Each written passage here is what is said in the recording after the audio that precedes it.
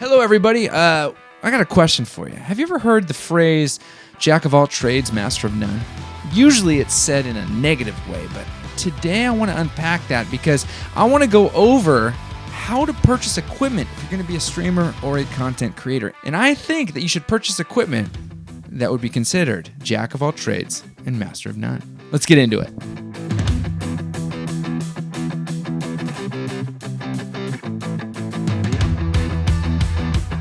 I know that's a weird way of thinking about it, but guys, when it comes to creating content, there are three areas that we need as far as equipment to get ourselves up and running. That is sound, lighting, and video equipment. Now, those three categories are listed in that very specific order because it is very important that we address sound before lighting, lighting before video.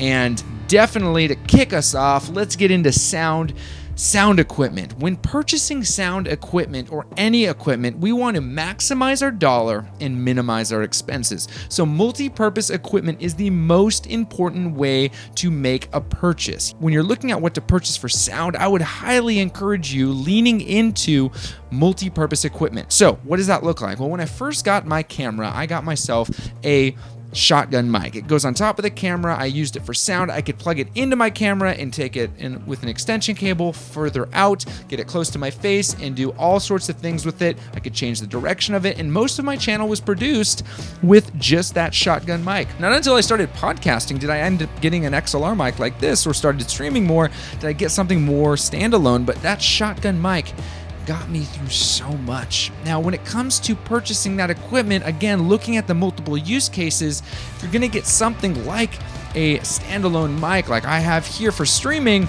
get something that you can use for multiple purposes. Now, I know that I am personally gonna get into podcasting as well, so when I purchased this microphone, I wanted it to be nice and versatile. This is the SM58, allows me to walk around, I'm free to do whatever I want, and I can record a podcast anywhere. It requires nothing more than a cable and something to pick up the audio that I'm saying, and that something was the PodTrack P4 by Zoom. That thing was just perfectly fabricated for my use case. It could record podcasts. It doubles as my soundboard when I'm doing my streams. Also, right now, it's recording my voice to be synced up with my video later.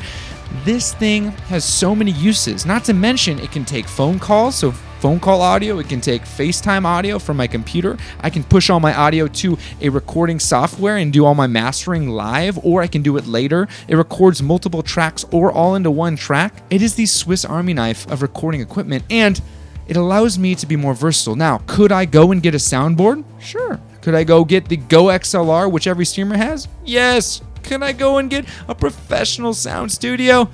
Yeah, but why? I'm just starting out. I only got a few $100 and I want to make sure that it stretches. So I got myself something that I can use in multiple areas. Will I upgrade it someday? Sure, at some point. But right now, this thing, I don't know when I'll absolutely need to upgrade.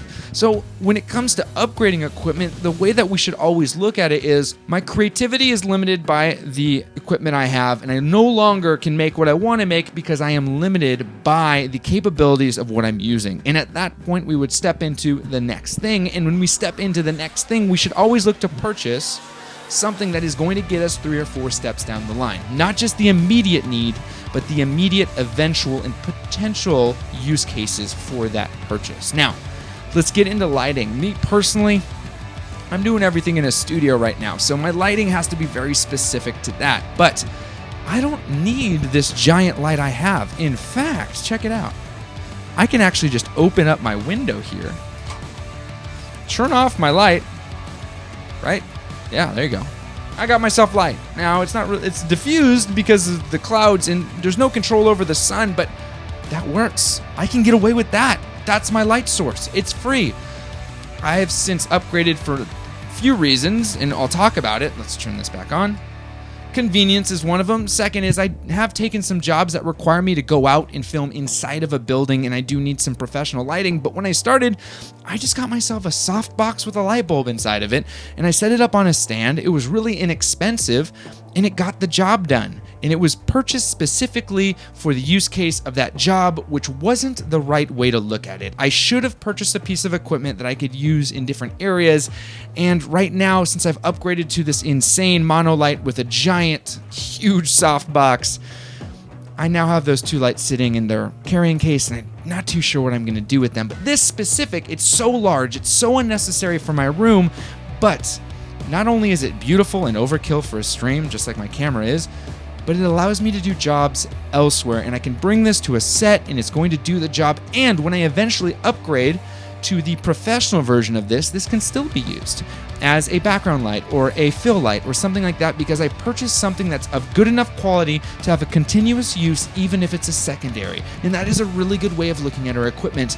Never buy something that when you're finished using it, it's no longer going to be of use. Always try to invest in something that could not only have its primary use, but as secondary and even an afterlife use, which when you're done using it completely, it still can be used in some capacity.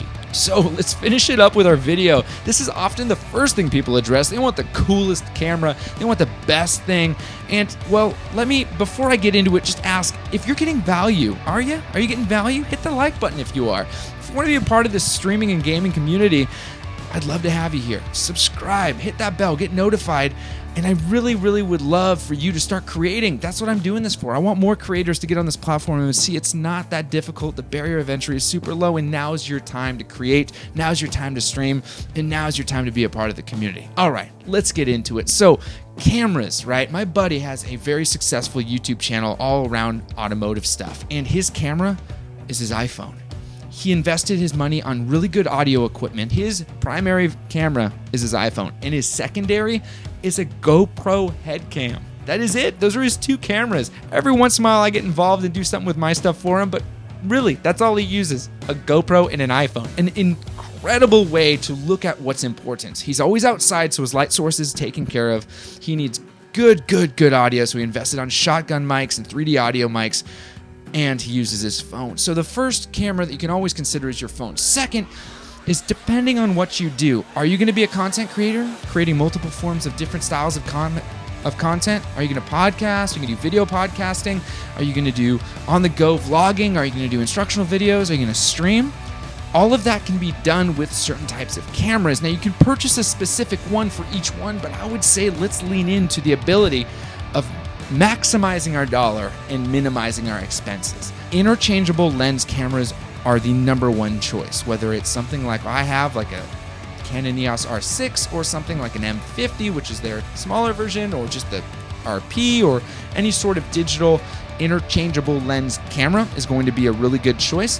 It is important to get something that is going to allow you to do the thing that you do and do many versions of that thing. Now, when investing in a camera like this, I can upgrade my lenses, I can upgrade different aspects of it, and it allows me to keep moving forward. And when I replace it with something greater, when that need is there, this can easily be turned into a secondary camera, as well as it's my streaming camera. It is, again, overkill for a streaming camera, but it allows me to do that job and do it well. So when it comes to purchasing your equipment, it is so important that before you press the buy it now button, you consider, is this piece of equipment going to do the job today, do the job tomorrow, and do a weird job later down the line?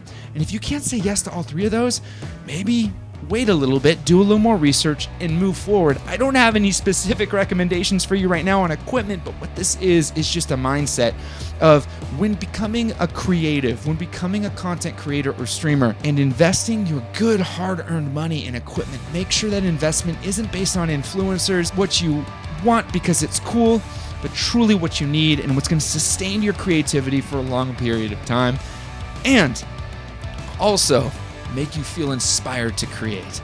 All right, guys, thanks for sticking with me till the end. Here's the deal. And this is important. I stream every Tuesday and Thursday. That part's not important. What's important, and you know what it is. If you've been here for about a month, which is how long I've been doing this, you'll know exactly what I'm going to say next. And let me say it to you. Let me say it to you with fervor. And let me say it to you with passion. Happy gaming.